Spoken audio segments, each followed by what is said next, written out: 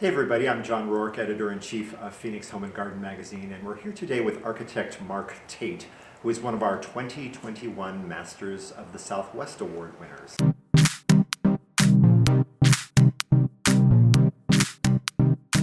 We are inside one of your works in progress. Tell us about this house. This is a house that we're doing for a wonderful couple from Chicago, Illinois. And we met them several years ago, shortly before they got married.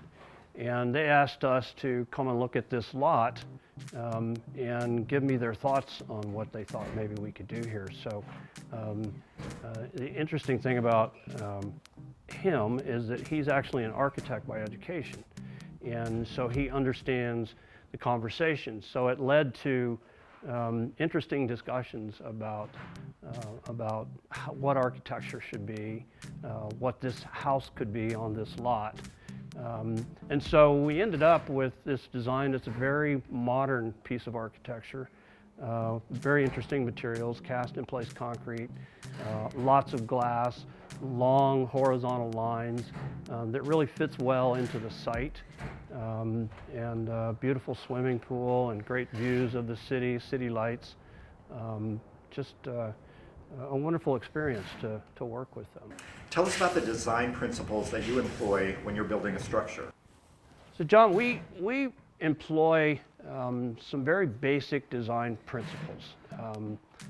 Things like bringing the outside in, always wanting you to look outside as you're walking through a house, wanting to take advantage of whatever views that we have available to us, trying to capture sound in an interesting way. And this house really sets up for that. So when you walk through this house, you're always looking outside.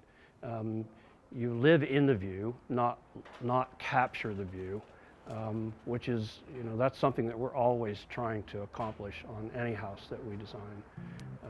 It really is about, the livability and making the house expand beyond the envelope by bringing the outside in.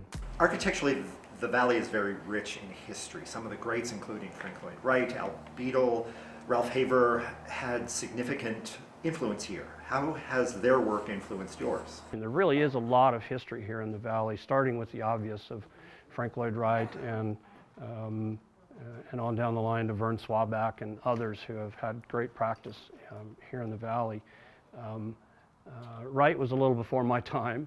I really ended up, the folks that I worked with early in my career, Mike Munninger, Rich Fairborn, Eddie Jones, Doug Frederickson, great designers. And many of those really were kind of in the Al Beadle camp. And I was fortunate enough to meet Al early in my career and through some friends, through Rich Fairborn actually. And Al Beadle's work had quite an influence on me. The simplicity of it, the buildability of it is really what resonated with me. So, there's others that have followed, the Will Bruder, Rick Joy, Wendell Burnett. So, a lot of great history that's happened here in the Valley. You've been here in the Valley for more than 4 decades. How has architecture changed in that time? So John, I actually moved here in 1977, and most of the architecture in that time frame was sort of the ranch style architecture. There were some wonderful homes, ranch style architecture built in central Phoenix, and beautiful homes. In the 80s, early mid 80s, you started seeing Tuscan sort of find its way into the discussion, and Spanish, colonial, or Mediterranean styles of architecture that there's some beautiful homes done in that style. In my career, I think I've kind of tried to stay away from that. That's not really something that resonated with me. It always seemed kind of out of place for me. And I think the history is now moving architecture in Arizona towards something that's a little bit more Arizona-centric, so to speak, arid climate architecture. a style that could be uniquely characterized as an Arizona arid climate style. How is architecture different in Arizona than it is in other regions? Well, I think architecture in Arizona really responds to the environment. We all want to live outside here. 8 months out of the year are just spectacular, and even the summer months that get a little hot, there's pools and great things to still do outside.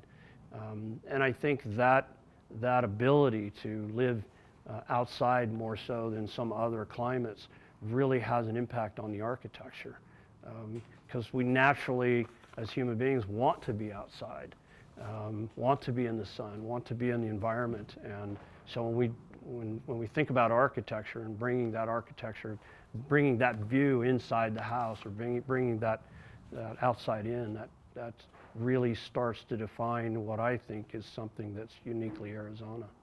What are your predictions for where architecture will be in the next decade? Wow, that's an interesting question. I believe that it will continue to evolve in the direction that it's been evolving over the last, really particularly over the last 10, 15 years, where you're seeing a lot more modern contemporary architecture sort of become the discussion. I think as we start to define our own space